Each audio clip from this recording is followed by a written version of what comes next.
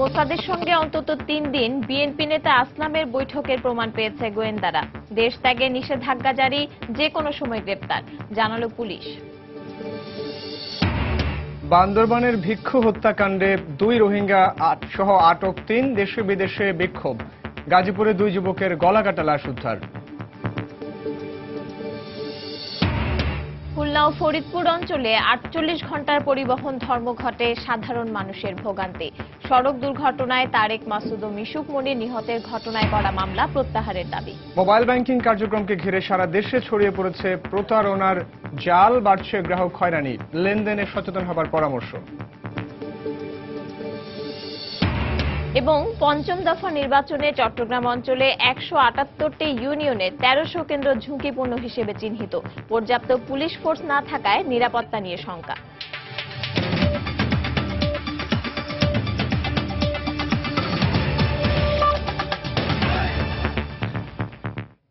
বাংলা সময়ের সঙ্গে আছি আমি সাইফুল রুদ্র এবং আমি পারমিতা হিম। ইসরায়েলের গোয়েন্দা সংস্থা মোসাদের এজেন্ট মেহেদী এনসাফাদির সাথে বিএনপির কেন্দ্রীয় যুগ্ম মহাসচিব আসলাম চৌধুরী ভারতের আগ্রায় অন্তত 3 দিন বৈঠক করেছেন বলে তথ্য প্রমাণ পেয়েছে বাংলাদেশের গোয়েন্দা সংস্থাগুলো। এছাড়া বৈঠক চলাকালে একদিন লন্ডনে অবস্থানরত বিএনপির এক শীর্ষ নেতার সাথে তার ভিডিও কনফারেন্সেরও কথা হয়েছে। এই অবস্থায় দেশ ত্যাগে নিষেধাজ্ঞা জারির পাশাপাশি আসলাম চৌধুরীকে গ্রেফতারের প্রক্রিয়া চলছে বলে জানান চট্টগ্রাম মেট্রোপলিটন পুলিশের কমিশনার। এদিকে নিরাপত্তা বিশ্লেষকরা বলছেন, সরকার উৎখাতে বিদেশি সহায়তা চাওয়া দেশের জন্য অশনি সংকেত। বিস্তারিত কমলদের রিপোর্টে।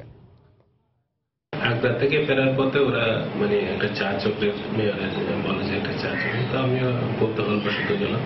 আত্মপক্ষ সমর্থন করে বিএনপির যুগ্ম মহাসচিব আসলাম চৌধুরী ভিডিও বক্তব্য যেসব তথ্য দিয়েছেন সেখানে অধিকাংশ তথ্য তিনি গোপন করেছেন বলে নিশ্চিত হয়েছেন গোয়েন্দারা।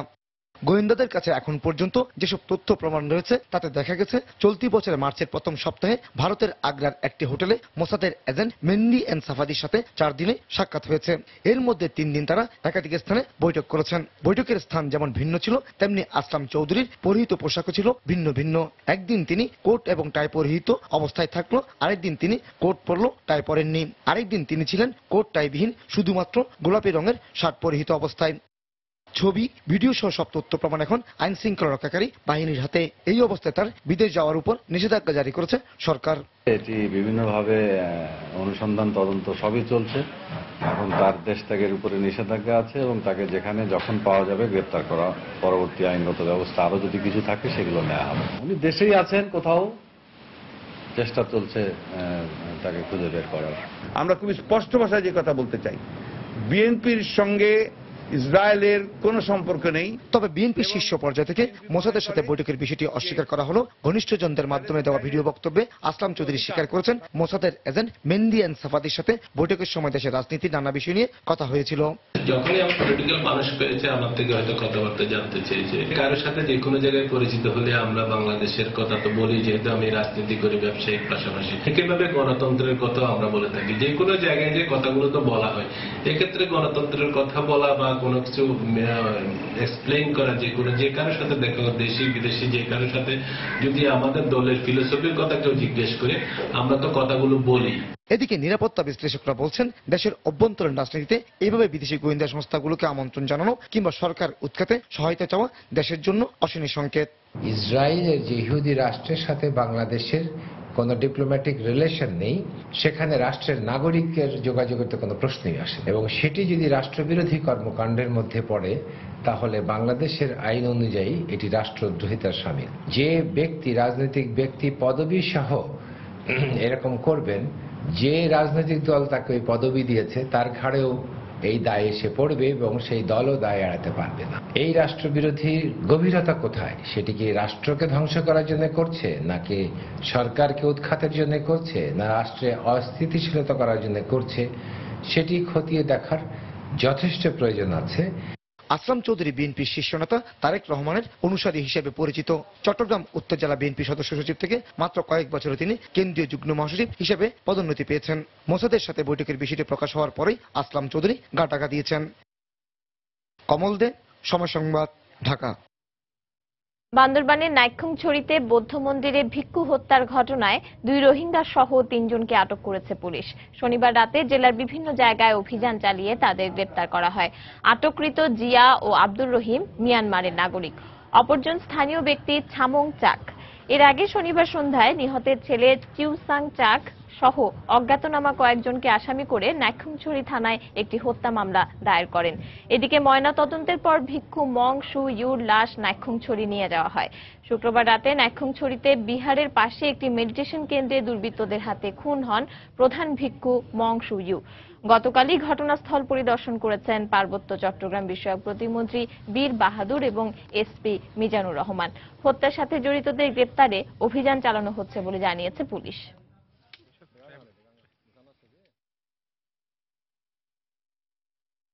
প্রবীণ বৌদ্ধ ভিক্ষু, ওনাকে হত্যা করা হয়েছে। এই হত্যাকাণ্ডের সাথে যারাই জড়িত থাকুক, আমি চাই তাদের দৃষ্টান্তমূলক শাস্তি হোক।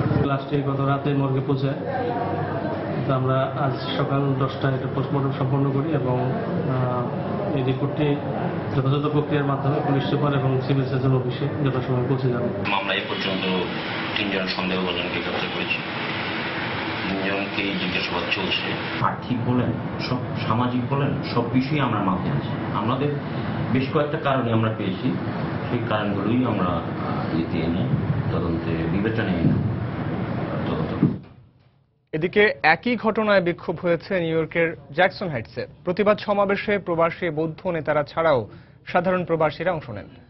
মৌলবাদীরাই বৌদ্ধ ভিক্ষুকে হত্যা করেছে অভিযোগ করে অহিংসায় বিশ্বাসী ও শান্তিপ্রিয় এই মানুষগুলো কেন হত্যার শিকার হচ্ছেন তা খতিয়ে দেখা দরকার বলে মনে করেন বক্তারা। একই সঙ্গে মৌলবাদীদের হাত থেকে মন্দির, মসজিদ, গির্জা কোনো উপাসনালয় রেহাই পাচ্ছে না বলেও অভিযোগ করেন তারা।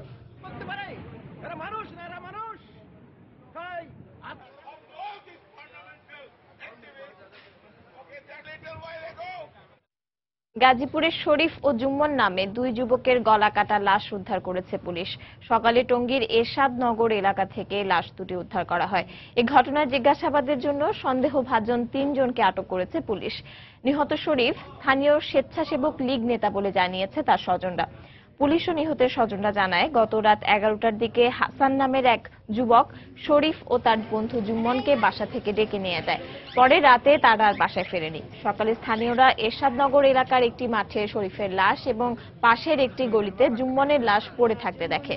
খবর পেয়ে পুলিশ ঘটনাস্থল থেকে লাশ উদ্ধার করে ময়নাতদন্তের জন্য শহীদ তাজউদ্দিন মেডিকেল কলেজ হাসপাতালের মর্গে পাঠিয়েছে। তবে এই ঘটনায় এখন পর্যন্ত কাউকে আটক করতে পারেনি পুলিশ।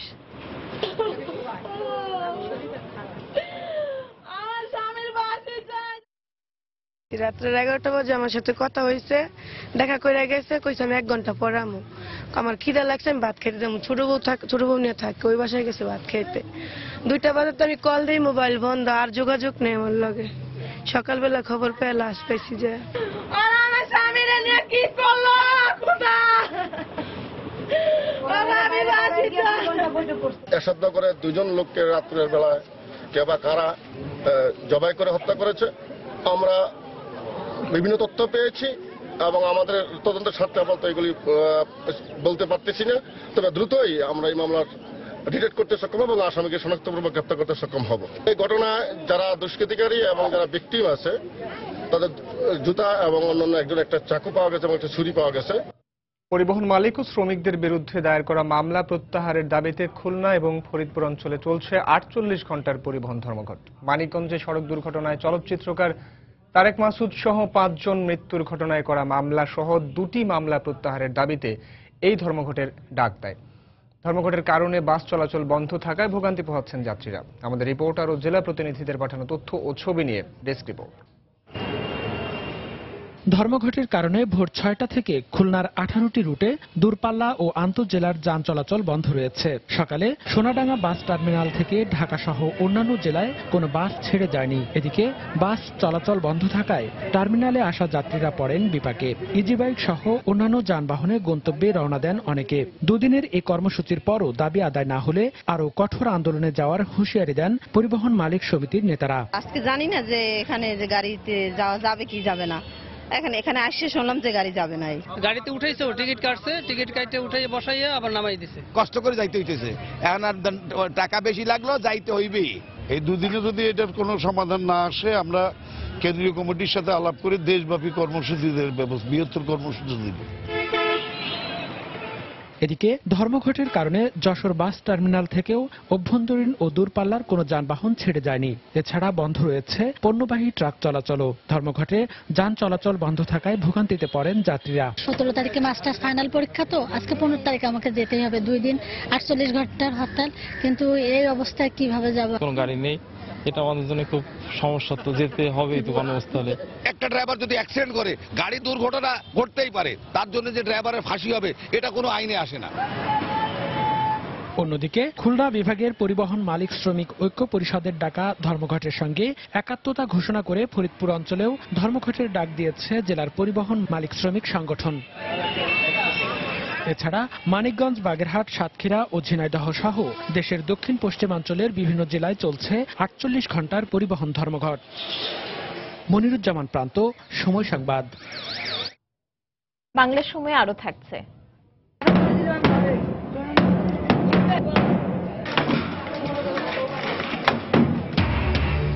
চট্টগ্রামে অনুমোদনহীন 6 তলা ভবনের বর্ধিত অংশ ভেঙে দিয়েছে সিডিএ। নোটিশ ছাড়াই উচ্ছেদ অভিযান চালানো হয়েছে, অভিযোগ ভাড়াটি।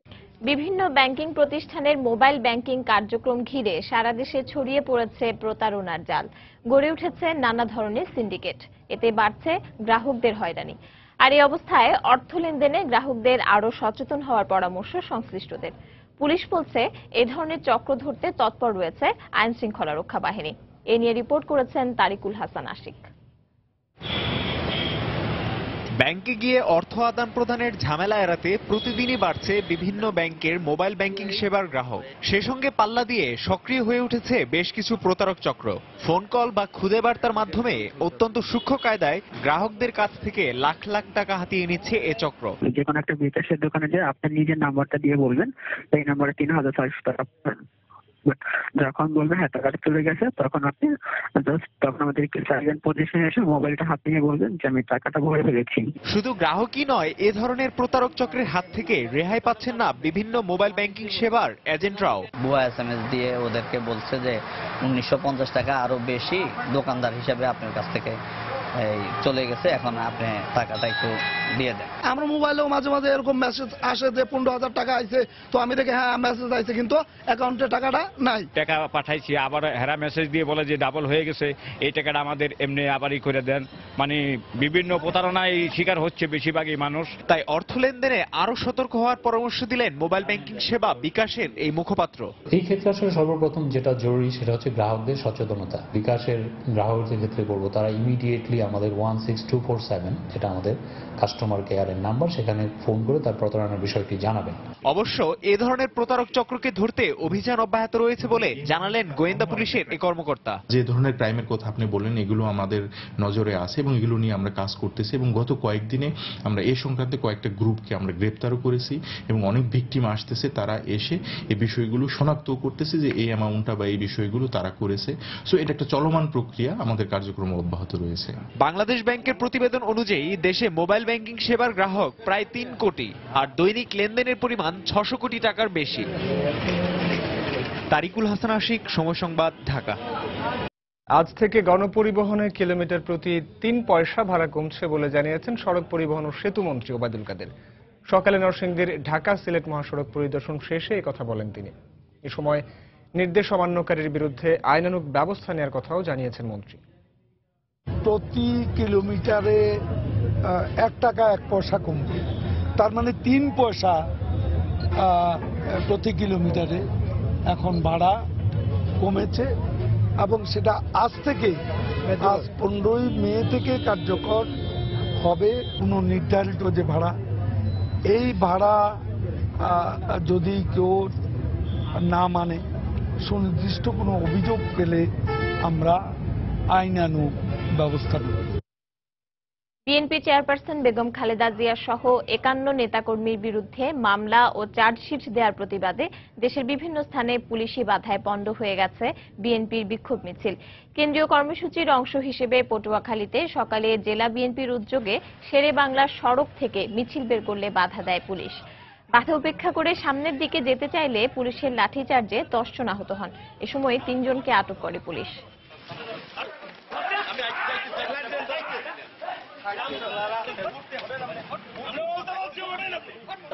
সকালে ময়মনসিংহে জেলা দক্ষিণ বিএনপির সভাপতি একে মোশাররফ হোসেনের নেতৃত্বে একটি বিক্ষোভ মিছিল বের করা হয়, কিন্তু কিছু দূর যাওয়ার পরেই পুলিশি বাধায় মিছিলটি পণ্ড হয়।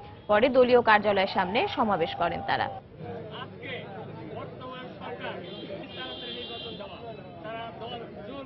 গাইবান্ধায়ও বিএনপির বিক্ষোভ মিছিলে বাধা দেয় পুলিশ। পরে সংক্ষিপ্ত সমাবেশে বেগম খালেদা জিয়া সহ দলীয় নেতাকর্মীদের বিরুদ্ধে মিথ্যা মামলা দেওয়ার তীব্র প্রতিবাদ জানান তারা।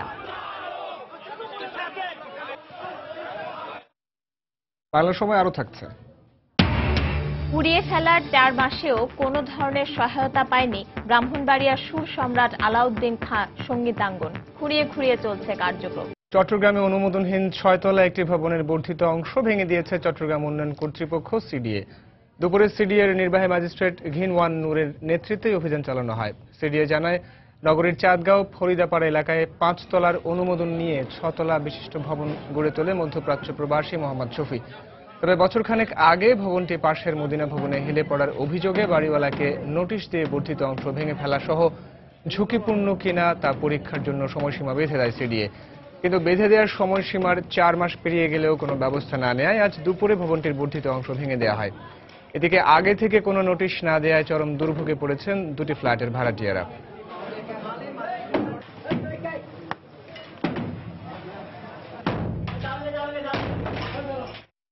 কিচ্ছু বলে নাই আমাদেরকে, এসে বলতেছে আধা ঘন্টার ভিতর ঘর খালি করে দেন। তো আমরা আধা ঘন্টার ভিতর এত জিনিসপত্র কোথায় নিয়ে যাব? যে অভিযোগ করছে তার জন্য হয়েছে, কারণ আমাদের বিল্ডিংটা 10 বছর আগে হয়েছে, উনি করছে 5 বছর পরে। উনি যে যে নিয়মে বিল্ডিংটা করছে আমাদের বিল্ডিং এর মাটি সবগুলো চলে গেছে। শুনানির প্রেক্ষিতে তাদেরকে বলা হয়েছিল যে চুয়েটের একটা টেস্ট করে দেখার জন্য যে তাদের ভবনটা কতটুকু ঝুঁকিপূর্ণ। আর এখানে আরো একটা সমস্যা হচ্ছে যে বিল্ডিংটার অনুমোদন নেওয়া হয়েছিল 5 তলা ভবন হিসেবে অনুমোদন নেওয়া হয়েছিল, কিন্তু বিল্ডিংটা এক্সটেনশন করে 6 তলা করা হয়েছে।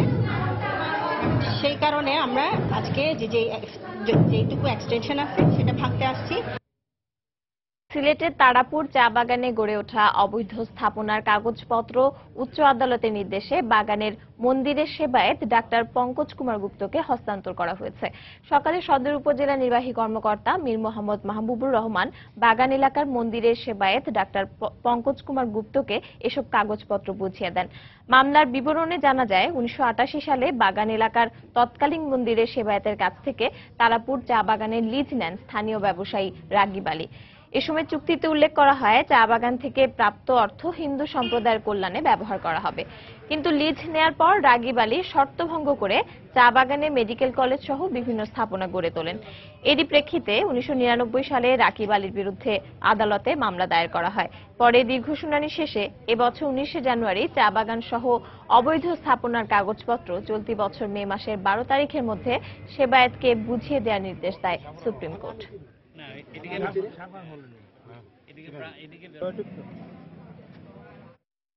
মেডিকেল কলেজ এবং কলেজ রিলেটেড যে স্থাপনাগুলি, হোস্টেল, এগুলি বলা হয়েছে ওখানে যাতে ছাত্রদের পড়ালেখার কোনো হ্যাম্পার না হয়, এটা বিবেচনা করে আগামী 6 মাসের মধ্যে এগুলি প্রতিস্থাপন করতে হবে, বা ওনারা নতুন কোনো জায়গায় মেডিকেল কলেজ করবেন ও তাদেরকে নিয়ে যাবেন এবং ওইগুলিতে আবার চা বাগানের অবস্থায় ফিরিয়ে আনবেন। এটা হলো একটা নির্দেশনা।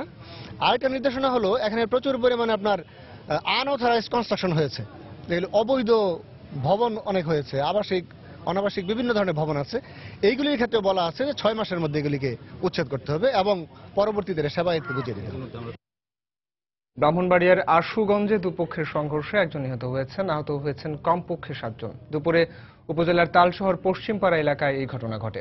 পুলিশ ও প্রত্যক্ষদর্শীরা জানান, আধিপত্য বিস্তার নিয়ে দীর্ঘদিন ধরে স্থানীয় খতিববাড়ি ও দিদার বক্সের বাড়ির লোকজনের বিরোধ চলে আসছিল।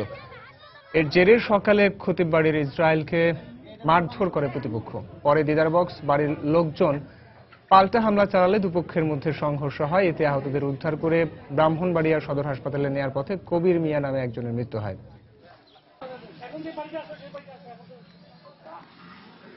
রাজশাহী বিশ্ববিদ্যালয়ের ইংরেজি বিভাগের শিক্ষক অধ্যাপক রেজাউল করিম সিদ্দিকীর পরিবারের সঙ্গে দেখা করে সমবেদনা জানিয়ে দ্রুত বিচারের আশ্বাস দিয়েছেন স্বাস্থ্যমন্ত্রী মোহাম্মদ নাসিম। বিকেলে স্থানীয় সংসদ সদস্য ফজলে হোসেন বাদশা সহ 14 দলের নেতাকর্মীদের সঙ্গে নিয়ে ঘটনাস্থল পরিদর্শনে যান তিনি। পরে নিহত শিক্ষক অধ্যাপক রেজাউল করিম সিদ্দিকীর বাড়িতে গিয়ে তার পরিবারের প্রতি সমবেদনা জানান তিনি। এর আগে দুপুরে বিশ্ববিদ্যালয়ের সিনেট ভবনে এক মতবিনিময় সভায় তিনি অংশ নেন। এ সময় অচিরেই দোষীদের গ্রেপ্তার করে দৃষ্টান্তমূলক শাস্তির কথা জানান স্বাস্থ্যমন্ত্রী।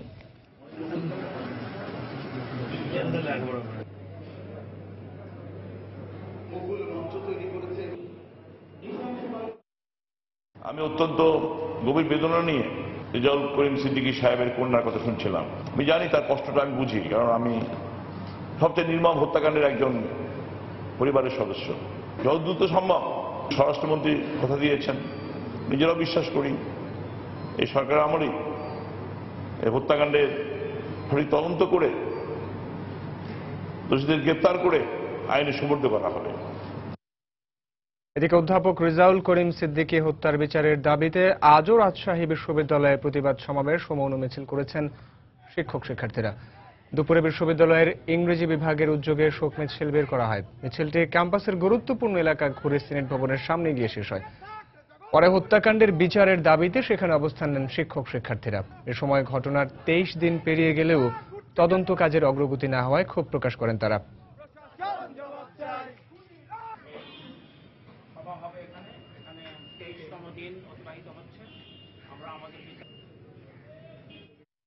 নানা প্রতিকূলতার মাঝেই বাংলাদেশের শিক্ষা ব্যবস্থায় এগিয়ে যাচ্ছে বলে মন্তব্য করেছেন শিক্ষামন্ত্রী নুরুল ইসলাম নাহিদ। দুপুরে গাজীপুর উন্মুক্ত বিশ্ববিদ্যালয় মিলনায়তনে আয়োজিত একটি কর্মশালায় যোগ দেওয়ার পর সাংবাদিকদের তিনি একথা বলেন। এ সময় মন্ত্রী আরো বলেন, দেশে পাশের হার বাড়লেও যুগোপযোগী শিক্ষার সুযোগ বাড়েনি। অনেক ভুল ত্রুটি আছে, অনেক ব্যর্থতা আছে, অনেক সমস্যা আছে, সীমাবদ্ধতা আছে, এগুলো নিয়ে আমরা চলছি। তো এগুলো নিয়ে আমাদের দেশবাসী বা সকলে মনে করেন কিছুটা উন্নতি হয়েছে। দেশের বাইরেও মানুষ মনে করে বা অন্যান্য যে কোনো আন্তর্জাতিক সম্মেলনে আমাদের শিক্ষা সম্পর্কে কথা হয়, তাই আমাদের কিছু উন্নতি হয়েছে, এটা অস্বীকার করছেন না। আর এই যে কথাটা বলেন যারা সরাসরি যে শিক্ষার পাশ করার সংখ্যা বাড়ছে, ছাত্র সংখ্যা বাড়ছে বা অন্যান্য ক্ষেত্রে উন্নতি হচ্ছে কিন্তু মান বাড়ছে না, কেউ কেউ বলছেন মান কমে যাচ্ছে, এই কথাগুলো সঠিক না। আমি অত্যন্ত বিনয়ের সাথে বলছি, তারা এই কথাগুলো বলবার সময় তারা কোনো বিষয় বিবেচনা করে বিশ্লেষণ করে বলেন না। পঞ্চম দফা ইউনিয়ন পরিষদ নির্বাচনে চট্টগ্রাম অঞ্চলে পর্যাপ্ত পুলিশ ফোর্স না থাকায় নিরাপত্তা নিয়ে শঙ্কার সৃষ্টি হয়েছে। 178টি ইউনিয়নের 1300 কেন্দ্রই ঝুঁকিপূর্ণ হিসেবে চিহ্নিত করেছে পুলিশ। কেন্দ্রগুলোর নিরাপত্তা নিশ্চিত করতে প্রয়োজন অন্তত 12,000 ফোর্স, কিন্তু রয়েছে মাত্র 9,000। এই অবস্থায় পুলিশ সদর দপ্তরে বাড়তি ফোর্স চেয়ে চিঠি দেওয়া হয়েছে। আরো জানাচ্ছেন কমল দে। অনেকটা উত্তেজনাকর পরিস্থিতির মধ্য দিয়ে এগিয়ে চলছে ইউনিয়ন পরিষদের ধাপে ধাপে নির্বাচনী প্রক্রিয়া। নির্বাচনের দফা যত শেষের দিকে যাচ্ছে, প্রার্থী কর্মী সমর্থকদের মধ্যে উত্তেজনা যেন ততই বাড়ছে, পরে বাড়ছে প্রাণহানির সংখ্যা। এই অবস্থায় আগামী 28 মে অনুষ্ঠিত হবে পঞ্চম দফার নির্বাচন। এ পর্যায়ে বৃহত্তর চট্টগ্রামের 8টি জেলার 20টি উপজেলার 178টি ইউনিয়নে নির্বাচন অনুষ্ঠিত হবে। Mobile force, magistrate, BGB, RAB এগুলো ইলেকশন কমিশনের নির্দেশনা যার যার অবস্থান তারা দায়িত্ব পালন করবে। আইন শৃঙ্খলা যাতে স্বাভাবিক থাকে এবং ভোটাররা যাতে উৎসাহ উৎসবমুখর পরিবেশে যাতে ভোট দিতে পারে সেই বিষয়ে আমাদের আন্তরিকতা রয়েছে। এই ব্যাপারে আমাদের কোনো ঘাটতি নেই। এবারের নির্বাচনে 1653টি কেন্দ্রের মধ্যে 1303টি গুরুত্বপূর্ণ হিসেবে চিহ্নিত করেছে পুলিশ প্রশাসন। এসব কেন্দ্রের নিরাপত্তার জন্য প্রয়োজন 2131 জন অফিসার এবং 9286 জন সাধারণ পুলিশ সদস্য, কিন্তু চট্টগ্রাম বিভাগে প্রয়োজনীয় অফিসার এবং ফোর্স পাওয়া যাচ্ছে না। গত নির্বাচনগুলোতে আমরা হয়তো একটা থানাতে একজন অ্যাডিশনাল এসপিকে দায়িত্ব দিয়েছি, কিন্তু এখন হয়তো দেখা যাবে যে একজন অ্যাডিশনাল এসপিকে 2-3টা থানার দায়িত্ব একসাথে দেওয়া হবে। এর জন্য তার পক্ষে হয়তো এই 3টা থানা একসাথে কভার করাটা একটু সমস্যা হবে। তারপর আমরা চেষ্টা করে যাচ্ছি। আর পর্যাপ্ত নিরাপত্তা ব্যবস্থা নিশ্চিত করা না গেলে প্রাণহানির সংখ্যা আর বাড়তে পারে বলে সংখ্যা এই নির্বাচন বিশ্লেষকের। আইন শৃঙ্খলা কমিশনের গ্রিপে রাখতে হলে যেই ধরনের আইন শৃঙ্খলা রক্ষাকারী বাহিনী ডেপ্লয় করা প্রয়োজন সেই পরিমাণ বাহিনী কিন্তু চট্টগ্রামে নেই। এই নির্বাচনের মধ্যে অনেকগুলি খুব ভালনারেবল এলাকা আছে যে এলাকা সংঘাতপূর্ণ। এক্ষেত্রে আমার মনে হচ্ছে সংঘাত নিয়ন্ত্রণ করার ক্ষেত্রে নির্বাচন কমিশন শেষ পর্যায়ে এসে আবারও ব্যর্থতার প্রমাণ দেবে। ইউপি নির্বাচনে মূলত কেন্দ্রভিত্তিক 2 স্তরে নিরাপত্তা ব্যবস্থা নেওয়া হচ্ছে। এর মধ্যে কেন্দ্রের ভেতরে 12 থেকে 15 জন পুলিশ এবং আনসার দায়িত্ব পালন করছে, আর কেন্দ্রের বাইরে স্ট্রাইকিং ফোর্স হিসাবে মোতায়েন থাকছে বিজিবি এবং র্যাব সদস্যরা। কমল দে, সময় সংবাদ, চট্টগ্রাম। শাস্ত্রীয় সঙ্গীতের রূপকার ও সুর সম্রাট ওস্তাদ আলাউদ্দিন খাঁ সঙ্গীতাঙ্গনটি পুড়িয়ে ফেলার 4 মাস পেরিয়ে গেলেও এখনো কোনো ধরনের সহায়তা পায়নি প্রতিষ্ঠানটি। এতে সঙ্গীতের নানা উপকরণের অভাবে খুঁড়িয়ে খুঁড়িয়ে চলছে প্রতিষ্ঠানটির কার্যক্রম। এ অবস্থায় সরকারি সহযোগিতা চেয়েছেন সংস্কৃতি কর্মীরা। ব্রাহ্মণবাড়িয়া থেকে উজ্জ্বল চক্রবর্তীর পাঠানো তথ্য ও জুয়েলুর রহমানের ছবি নিয়ে ডেস্ক রিপোর্ট। ধ্বংসযজ্ঞের 4 মাস পেরিয়ে গেলেও এখনো ঘুরে দাঁড়াতে পারেনি ব্রাহ্মণবাড়িয়ায় উপমহাদেশের সুর সম্রাট ওস্তাদ আলাউদ্দিন খাঁ নামাঙ্কিত সঙ্গীতাঙ্গন। এক মাদ্রাসা ছাত্র নিহতের ঘটনাকে কেন্দ্র করে গত 12 জানুয়ারি শহরের বিভিন্ন প্রতিষ্ঠানে তাণ্ডব চালায় শিক্ষার্থীরা। নারকীয় এ তাণ্ডবলীলা থেকে রক্ষা পায়নি সুর সম্রাট ওস্তাদ আলাউদ্দিন খাঁ সঙ্গীতাঙ্গন। আগুনে পুড়িয়ে দেওয়া হয় তবলা, সেতার, ঢোল, হারমোনিয়াম, আসবাবপত্র এবং সঙ্গীতের নানা দুর্লভ নিদর্শন। এ ধ্বংসযজ্ঞের পর প্রতিষ্ঠানটিতে নিয়মিত ক্লাস শুরু হলেও সঙ্গীতের নানা উপকরণের অভাবে ব্যাহত হচ্ছে শিক্ষা কার্যক্রম। আমাদের এটা কার্যক্রমটা আগে এত যে ভালো ছিল, ভালো করে চলতেছিল, কিন্তু এখন আর সেভাবে চলতেছে না। আগে যেরকম ভালো ছিল, ভালোভাবে ক্লাস হতো, এইভাবে এখন আর ভালোভাবে ক্লাস হয় না। আমরা প্রাথমিকভাবে ধার ধানা করে আমরা চলতেছি। আমাদের দাবি আছে আমাদের পুনরায় আমাদের যে সিস্টেম আছে আর আগের সিস্টেম যাতে করে দেয় সংস্কৃতি মন্ত্রণালয়। এই অবস্থায় ঐতিহ্যবাহী এ প্রতিষ্ঠানটির প্রয়োজনীয় আসবাবপত্র ও সঙ্গীতের নানা উপকরণ সংযোজনের দাবি জানিয়েছেন সংস্কৃতি কর্মীরা। সংস্কৃতি মন্ত্রণালয় থেকে অগ্রাধিকার ভিত্তিতে বিশেষ প্রকল্প গ্রহণ করে এই প্রতিষ্ঠানটিকে আবার পূর্বের জায়গায় ফিরে নিয়ে যাবে। সংস্কৃতি বান্ধব সরকারের প্রধানমন্ত্রী জননেত্রী শেখ হাসিনা, তার কাছে আমরা আকুল আবেদন জানাই এটি যেন পুরনো কলেবরে ফিরে যায়, সেভাবে তিনি যেন ন্যায়ানুগ দৃষ্টিকার্য এবং তার সহানুভূতির দৃষ্টি প্রসারিত করেন। অবশ্য সংশ্লিষ্ট মন্ত্রণালয়কে এই বিষয়টি অবহিত করা হয়েছে বলে জানিয়েছেন জেলা প্রশাসক। আমরা চিঠি চেয়েছি, হয়তো মন্ত্রণালয় থেকে চিঠি পেলে একটা এস্টিমেট হবে। এস্টিমেট হলে সরকার কিন্তু এখানে খুবই আন্তরিক আছেন, এখানে সে এস্টিমেট করার পরে যে অর্থায়নটা লাগে সরকার সেটা করে দেবে। আলাউদ্দিন খাঁ সঙ্গীতাঙ্গনে উচ্চাঙ্গ সঙ্গীত, লোকসঙ্গীত, নৃত্যকলা ও যন্ত্রসঙ্গীত সহ 5টি বিভাগে মোট 3 শতাধিক শিক্ষার্থী রয়েছে। সময় সংবাদ, ব্রাহ্মণবাড়িয়া। মুন্সিগঞ্জ থেকে 58টি ককটেল সহ মামুন নামে একজনকে আটক করেছে পুলিশ। গত রাতে সদর উপজেলার আমঘাট এলাকা থেকে তাকে আটক করা হয়। পুলিশ জানায় নাশকতার জন্য ককটেল রাখা হয়েছে এমন খবরের ভিত্তিতে মামুনের বাড়িতে অভিযান চালানো হয়। এ সময় 3টি বালতিতে ঢেকে রাখা অবস্থায় 58টি ককটেল উদ্ধার করে পুলিশ। পরে মামুনকে গ্রেফতার করা হয়। এই ঘটনায় সদর থানায় মামলা দায়েরের পর রোববার সকালে তাকে গ্রেফতার দেখানো হয়েছে।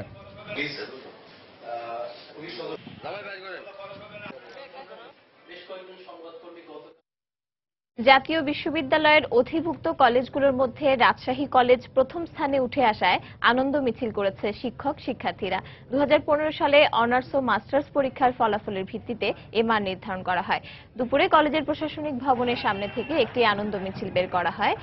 ঢোল বাদ্যের তালে তালে মিছিলটি শহরের গুরুত্বপূর্ণ সড়ক ঘুরে আবারও সেখানে গিয়ে শেষ হয়। এতে কলেজের অধ্যক্ষ প্রফেসর হাবিবুর রহমান সহ বিভিন্ন বিভাগের শিক্ষক শিক্ষার্থীরা অংশ নেন। এ সময় প্রতিষ্ঠানটির ভালো ফলাফলের পেছনে সকলের সমন্বিত প্রচেষ্টার কথা উল্লেখ করা হয়।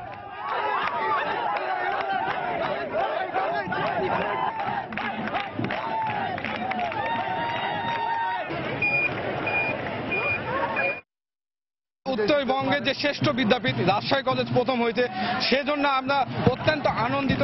রাজশাহী কলেজের স্টুডেন্ট সব যেখানে গর্ব করে বলতে পারবো, কেউ আর বলতে পারবে না জাতীয় ইউনিভার্সিটিতে পড়ে। ডিজিটাল বাংলাদেশ গড়তে এবং 2030 সালের এসডিজি অর্জনের ক্ষেত্রে শিক্ষা ক্ষেত্রে যে শর্ত দিয়েছে জাতিসংঘ, সেই শর্ত পূরণের জন্য রাজশাহী কলেজ তার সহাবস্থান থেকে একটি ঐতিহাসিক ভূমিকা পালন করবে বলে আমি দৃঢ় বিশ্বাসী।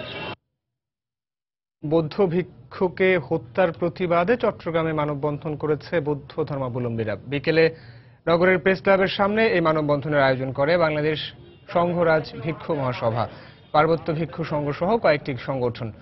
ঘণ্টাব্যাপী চলা এই কর্মসূচিতে বক্তারা অভিযোগ করেন দেশে কোনো ধর্মের মানুষই নিরাপত্তায় নেই। এ সময় তারা ভিক্ষু মংসু ইউকে হত্যার ঘটনায় বিচার বিভাগীয় তদন্ত কমিটি গঠনের পাশাপাশি হত্যাকারীদের দ্রুত গ্রেপ্তারের দাবি জানান।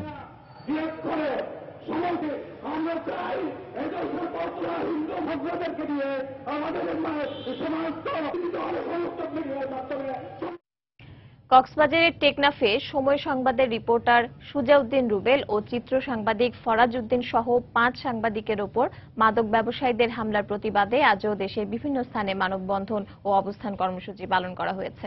সকালে চাঁদপুরের শপথ চত্বরে মানববন্ধনের আয়োজন করে প্রেস ক্লাব ও টেলিভিশন সাংবাদিক ফোরাম। ঘণ্টাব্যাপী চলা এই কর্মসূচিতে গণমাধ্যম কর্মীরা ছাড়াও নাগরিক সমাজের নেতৃবৃন্দ উপস্থিত ছিলেন। এ সময় সাংবাদিকদের উপর হামলায় জড়িত মাদক ব্যবসায়ীদের দ্রুত গ্রেপ্তার দাবি জানান বক্তারা।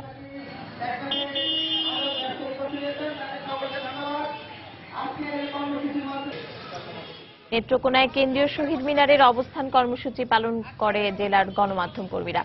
নেত্রকোনা সাংবাদিক সমাজ ব্যানারে আয়োজিত এই কর্মসূচিতে দেশের সকল সাংবাদিকদের ওপর হামলায় জড়িতদের দৃষ্টান্তমূলক শাস্তির দাবি জানানো হয়।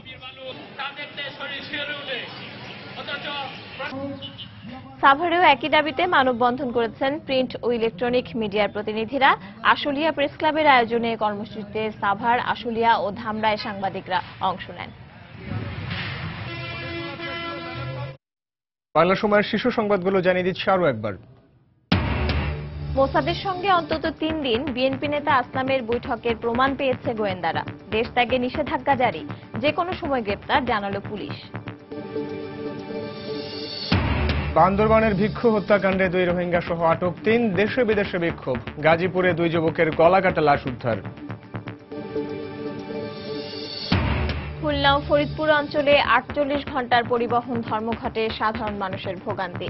সড়ক দুর্ঘটনায় তারেক মাসুদ ও মিশুক মুনির নিহতের ঘটনায় করা মামলা প্রত্যাহারের দাবি। মোবাইল ব্যাংকিং কার্যক্রমকে ঘিরে সারা দেশে ছড়িয়ে পড়েছে প্রতারণার জাল। বাড়ছে গ্রাহক হয়রানি, লেনদেনে সচেতন হওয়ার পরামর্শ। এবং পঞ্চম দফা নির্বাচনে চট্টগ্রাম অঞ্চলে 178টি ইউনিয়নের 1300 কেন্দ্র ঝুঁকিপূর্ণ হিসেবে চিহ্নিত। পর্যাপ্ত পুলিশ ফোর্স না থাকায় শঙ্কা। এই ছিল বাংলা সময়। যে কোনো খবর পেতে ভিজিট করুন সময়নিউজ.টিভি। এছাড়া এইমাত্র পাওয়া খবর আপনার মোবাইলে পেতে SMS করুন *SN লিখে পাঠিয়ে দিন 16242 নম্বরে। সঙ্গে থাকুন সময়ে।